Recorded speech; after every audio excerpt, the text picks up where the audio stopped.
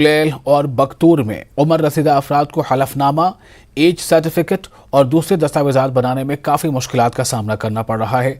लोगों का कहना था कि बर्फबारी के बाद बख्तूर और तुलेल के उम्र रसीदा अफराद का पहुंचना काफ़ी मुश्किल काम है, जबकि प्रशासन को चाहिए कि वो गुरेज, तुलेल और बख्तूर ब्लॉक में ही डॉक्यूमेंट्स बनाने की सहूलत मैसर कर दे।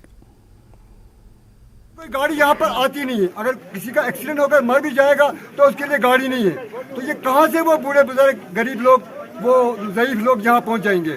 तो इस वक्त तमाम लोगों को यहाँ बीएमओ साहब के सामने आना है, आकर एक डीओबी हासिल करनी है। तो ये फैसला जो है हमें मंजूर नहीं है। तो इस प्रॉब्लम को लेकर मैं गुरेज और तुलेल के बख्तौर के लोगों की प्रॉब्लम को लेकर मैं जनाब एसडीएम साहब से गुजारिश करता हूँ और हमारे डिप्टी कमिश्नर साहब से गुजारिश करता हूँ। ये एक बड़ी प्रॉब्लम है। 1000 रुपये का पेंशन लेने पर हज़ारों रुपये खर्चा यहाँ और अपनी जान यहाँ गाड़ियों के बगैर पैदल चलकर लोग परेशान हो गए। बिश्ना के गांव जिंदर खुर्द में चोरों ने एक मकान से 1.5 लाख रुपए, चांदी के जेवर और घर में रखे कपड़े चोर लेकर रफू चक्कर हो गए। घटना के बाद घर के मालिक ने पुलिस को इसकी सूचना दी। चोरी की इस घटना से इलाके में सनसनी फैल गई। पुलिस ने मौके पर पहुंचकर घटनास्थल का मुआयना किया।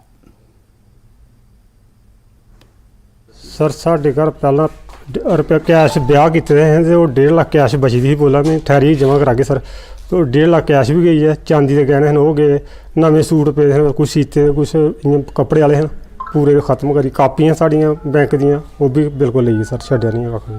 डिमांड जी साडा चलो अगर पुलिस कार्रवाई करे, जेह्ड़े नशे नुशे वाले ने साडे महल्ले दे चाहे जो भी हैं सारे काबू किया जाए। तो साडे जो भी डिमांड साडा जो लुट मार चलो बची जाए, पैसा भी मिली जाए, कापियां मिली जाए सानू, और असें कुछ नहीं चाहते।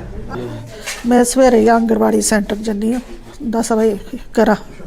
अज मैं 10:15 गई करा कि बेटी ने आना, इन्हें फोन किया मम्मा मैं आना, मैं थोड़े सब्जी का इंतजाम करिए तो करा गई।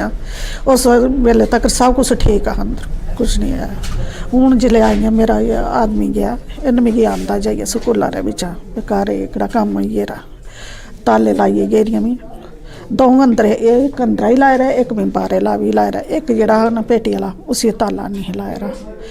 वो भी और नवे कपड़े हैं ना, ब्याह हो शादी रे, ता करिए मैं ताला लाए रहे मैं उसी। कोई चलो कोई शाम की तेरी कोई बेटी आती है, कोई अगे पिछे देने पौंदे ना, 30 नवी नवी शादी है, इस वास्ते मैं ताला लाए रहा। वो भी खुला नहीं। वो भी मुड़े ने आख्या मम्मी चाबी रोन दिया घर है, कुड़ी ना आना। मैं उस अंदर